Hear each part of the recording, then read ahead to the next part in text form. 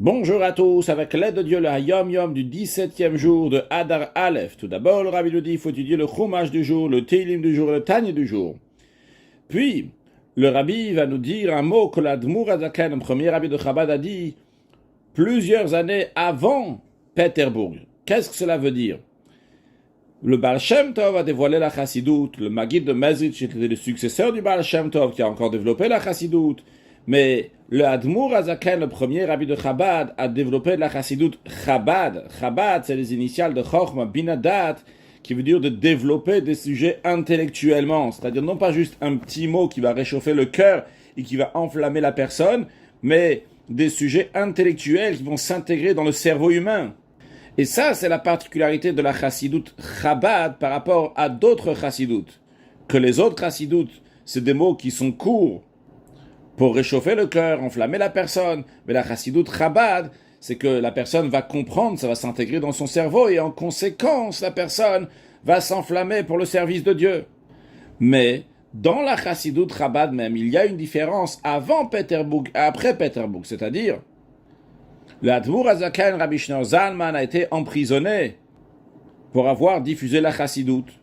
C'est-à-dire que la cause spirituelle de son emprisonnement était parce qu'il a diffusé la Chassidoute. Et lorsqu'il était en prison, ses maîtres, le Maggid de Mezritch et le Baal Shem Tov, sont venus le visiter. Et il leur a demandé, est-ce qu'il doit continuer à diffuser la Chassidoute? Vu qu'il a été emprisonné pour cela, on l'a bloqué pour qu'il va arrêter de développer la Chassidoute de manière intellectuelle. Et on lui a répondu, ses maîtres lui ont répondu, que maintenant il doit continuer encore plus. Et en effet, dans la Chassidoute Chabad qu'il y a après Pétersbourg, les sujets sont encore plus développés que ce qu'il y avait avant. Ce que nous allons voir aujourd'hui dans le Hayom Yom, c'est justement un mot que l'Admour Azaken a dit avant Pétersbourg. Donc c'était un mot qui est assez court et en effet qui amène de la chaleur et de l'enthousiasme à propos de l'importance de dire Amen Yeshmei Rabba, c'est-à-dire lorsqu'on fait le Kaddish et on répond Amen, et il y a un moment on répond Amen Yeshmei Rabba Mevarach Alamulan Mevarmayit Barech, que le grand nom de Dieu soit sanctifié à l'éternité. Et maintenant, voici le texte du Hayom Yom, qui est un extrait de Sefer HaSichot, d'un des discours du rabbi précédent, Rabbi Yosef Yitzhak, dans lequel il parle de l'importance et la particularité qu'il y a dans notre monde, ce monde matériel, même par rapport à des Netzalim Rishonim, des émanations célestes, des niveaux de divinité, des anges, etc. Et le rabbi précédent dit comme ça là-bas. De nombreuses années avant l'emprisonnement du Admour Azaken à Pétersbourg, il était emprisonné en 5559, donc ce qui correspond à 1778-1779. L'Admour Azaken est sorti à l'endroit où se trouvait le public. Et il a dit, dans le Gan Eden, dans le paradis, on perçoit la valeur de ce monde inférieur. Donc de notre monde, le monde matériel. Non seulement les anges du service divin, mais même ce qu'on appelle les Ne'etzalim Harishonim. Ne'etzalim qui vient du langage du monde de Hatzilut. Dans le premier monde, des 4 mondes de Hatzilut, Bria, Yetzira, Asiya.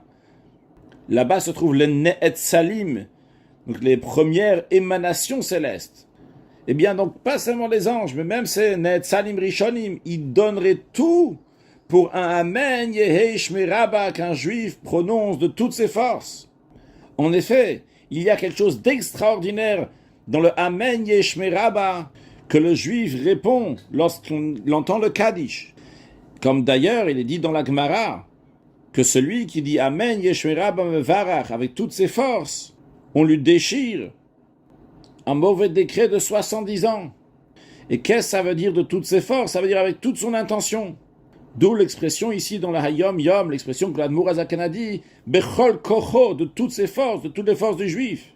Et l'explication, qui est l'explication de Rashi, qui dit Bechol Kavanato, avec toute son intention. Mais c'est quoi toute cette intention-là? Alors l'Admour Azaken a expliqué, il a dit, ça veut dire qu'il est entièrement investi dans les mots qu'il est en train de dire. C'était que ça que l'Admour Azaken a dit. Il n'a pas dit plus. Mais ceux qui ont entendu l'importance et la particularité du Amen Yeshmei Rabba qu'un juif dit de manière qui s'investit entièrement dans ces mots, qui met de la ferveur dans ces mots, eh bien, ça leur a donné tellement de chaleur et d'enthousiasme que pendant toute l'année, ils ont dit un Amen Yeshmei Rabba qui était flamboyant. Que Dieu fasse que très prochainement, on va avoir le Shmei Rabba, le grand nom de Dieu qui est Mevarach, qui dans le sens que le Chassidut n'explique pas juste béni, mais c'est-à-dire qu'il va descendre les Alamulal Me'almaya dans le monde de Bria, Yetzira, Siya, jusqu'à ce monde-là matériel, il va être Barach, qui va être Nimshach, qui va venir très prochainement avec la venue de Mashiach, now, un excellent Yom.